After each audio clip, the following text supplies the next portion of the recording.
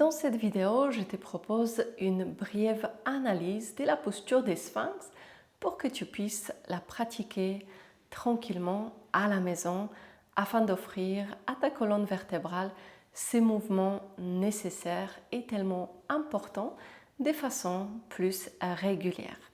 Donc pour s'installer dans la posture, on se met sur les quatre appuis. Ensuite, on va avancer les mains.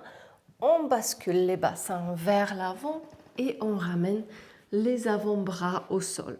Les points de départ sera donc avec les coudes plus ou moins au même niveau que les épaules. On va éviter d'avoir les coudes en arrière. Ici, le haut du corps va être assez tendu. Donc plutôt vers l'avant.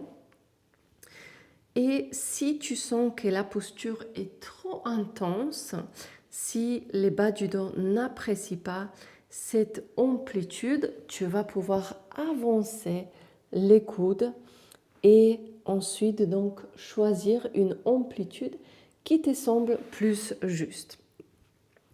Donc je reviens dans la posture des bases.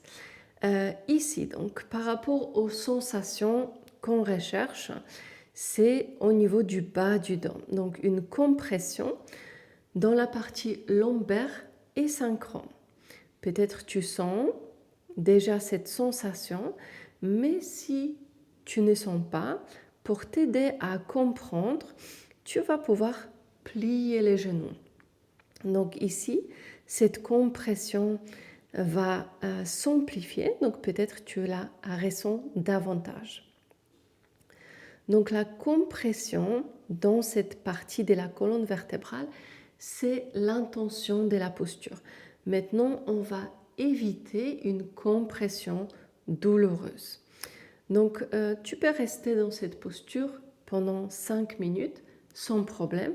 Si tu ressens un élan pour aller un peu plus loin, explorer d'autres amplitudes afin d'offrir à ton corps plus de stimulation, tu vas pouvoir surélever les coudes à l'aide du support. Autre chose, si dans la posture tu ressens de la fatigue dans les épaules et dans les bras, tu vas pouvoir aussi utiliser du support pour déposer le haut du corps. Et ici, tu vas rester dans la posture de façon plus passive.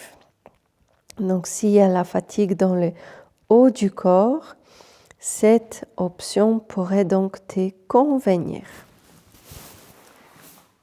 Une fois on a fait le choix de la posture, on peut aussi s'interroger sur la position pour la tête. Il y a plusieurs possibilités. On peut simplement garder la tête direction vers l'avant. On peut utiliser les mains comme support, soit au niveau des joues, soit au niveau du front. Et si on a d'autres accessoires, comme par exemple les briques, on va pouvoir aussi explorer un support au niveau du front. Donc on choisit une hauteur qui est juste. Une fois dans la posture, on relâche les fessiers.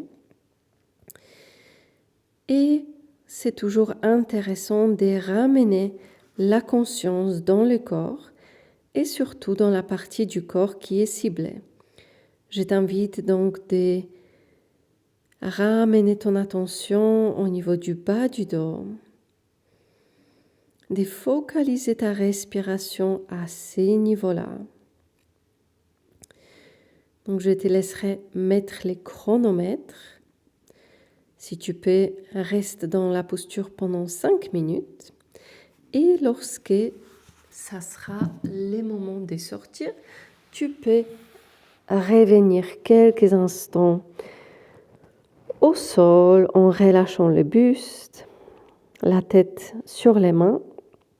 Ensuite, si c'est accessible, tu peux passer dans la posture de l'enfant et tu peux rester ici 1 à 2 minutes. Si la posture de l'enfant n'est pas quelque chose de confortable pour toi, je te propose donc à partir d'ici, sur le ventre, de te tourner sur le dos et d'opter pour la posture des bébés heureux.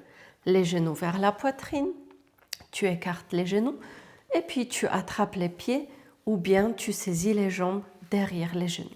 Donc cette posture va te permettre de soulager les sensations dans le bas du dos qui peuvent apparaître après la posture des sphinx.